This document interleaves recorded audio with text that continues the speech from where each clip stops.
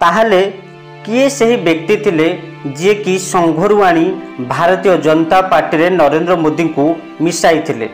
राष्ट्रीय स्वयंसेवक संघर कार्यकर्ता थिबा नरेंद्र मोदी ताहले बीजेपी रे आसिले केमिति एवं बीजेपी रे आसिकी गुजरात रो बीजेपी रो संगठन सचिव ठारू आरंभ करिकी आजिर देशर प्रधानमंत्री होई परिछंती। हाँ दर्शक बंधु संपूर्ण विषय आज आमे आपन को कहबू। यदि आमर वीडियो आपन को पसंद आसीबो दयाकरी लाइक करी आमर चैनल को नुआ करी आस्ते दयाकरी टिके सब्सक्राइब कर दियो। नरेंद्र मोदी को पिता दामोदर दास नरेंद्र को पिला बेले कुमार कहिकी डाकुथिले। नरेंद्र मोदी बा आपण कहतु तांकर पिला बेलू को नहीं अनेक चर्चा सब बेले होइथाय। चा बिकिबा ठारू आरंभ करिकी 17 वर्ष बयस रे हिमालय रे जाई साधना करिबा तथा संघरे जाई दीक्षा नेबा एवं इमरजेंसी समय रे बेश बदलाई सरकार को ऑफिसर को चकमा देबा एही सब विषय रे समस्त प्राय जानि छथि। किंतु बीजेपी रे केमिति मिसिले ए सब केही जानि नाहंती। चलंतु जानिबा। नरेंद्र मोदी पंचम श्रेणी रे संघर शाखा को जाउथिले किंतु संघरे तांकर औपचारिक दीक्षा नथिला। जेबे से 20 वर्ष बयस रे हिमालय साधना करी फेरिथिले सेतेबेले संघर औपचारिक दीक्षा नैथिले। सेतेबेले अहमदाबाद रे राज्य सड़क परिवहन कैंटीन रे निजर बासस्थान बाछिथिले। सेतेबेले तांको मामू बाबू भाई कैंटीन चलाउथिले। सेहिठारे मोदी सहित देखा होइथिले जनसंघर नेता अंबालाल कुश्ती। नरेंद्र मोदी चालीचलन देखि अंबालाल निजर महासचिव पद ऑफर देथिले एवं मोदी एहाकू ग्रहण करनिथिले। तार आर वर्ष संघर प्रांत प्रचारक लक्ष्मण राव ईमानदार सहित नरेंद्र मोदी भेटघाट हैला, जहां को समस्ते वकील साहब रूपे जानती। मोदी उद्देश्य मध्य थिला अहमदाबाद आसी केमिति लक्ष्मण राव सहित भेट हेब। लक्ष्मण राव सहित भेट हेबा परे नरेंद्र मोदी स्थान स्टेट ट्रांसपोर्ट कैंटीन छाड़ी संघर हेडगेवार भवन को ट्रांसफर हेले। पर नरेंद्र मोदी संघर पूर्णकालीन प्रचारक होइगले। 1973 रे Narendra Modi officer training camp माने ओटीसी ट्रेनिंग शेष करथिले। इमरजेंसी लागिबा परे तृतीय एवं शेष वर्ष 1978 रे ओटीसी शेष करथिले। 3 वर्ष परे संघर पूर्णकालीन प्रचारक होइगले। एही सेही समय जेबे केंद्र रे जनता पार्टी सरकार थिला एवं जनसंघ ताहार गोटे अंश थिला। 1980 रे जनता पार्टी असफलता एवं इंदिरा गांधी राष्ट्रीय राजनीति अंशग्रहण जनसंघ को बीजेपी हेबापई बाध्य करथिला। इंदिरा गांधी गुजरात रे विभिन्न जाति जथा हरिजन आदिवासी मुस्लिम को नहीं राजनीति खेल खेली।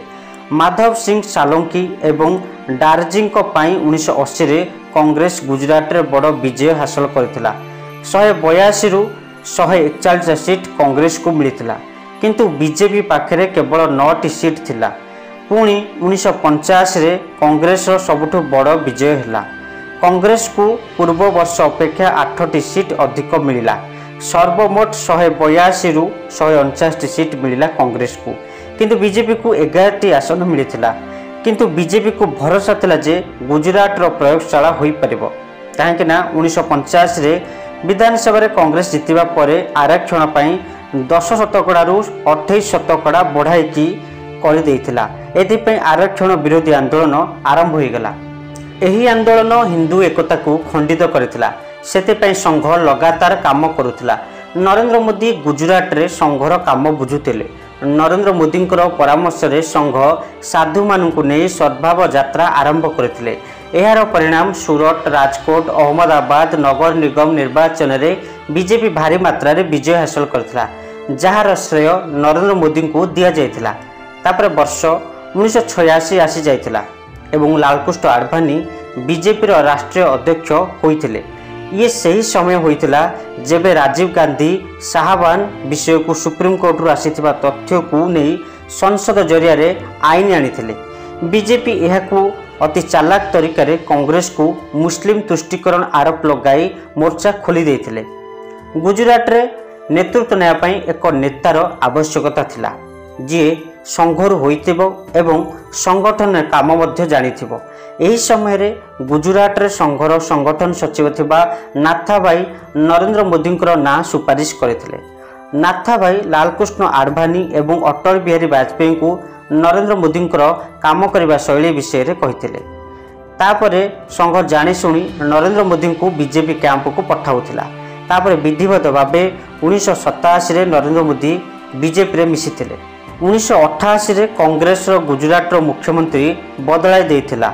माधव सिंह सालुंगी स्थान में अमर सिंह चौधरी गुजरात मुख्यमंत्री हो जाते, जी आरक्षण को 28 शतकड़ू पुणी 10 शतकड़ा कर देथिले।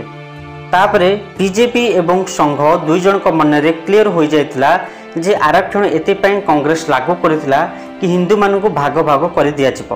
एथिपाई नरेंद्र मोदी गोटे यात्रा आरंभ करथिले जार ना दिया जायतिला न्याय यात्रा। दर्शक बंधु एठरू आरंभ होइतिला नरेंद्र मोदी बीजेपी रे सामिल हेबा कार्यक्रम। जदि आमर ये छोट भिडियोटी आपको पसंद आछि दयाकरी लाइक करी आम चैनल को नुआ कर सब्सक्राइब कर दिंतु। आउ जदि किसी त्रुटि थाए ताहले कमेंट माध्यम आमको जणाई पारे। भारत माता की जय।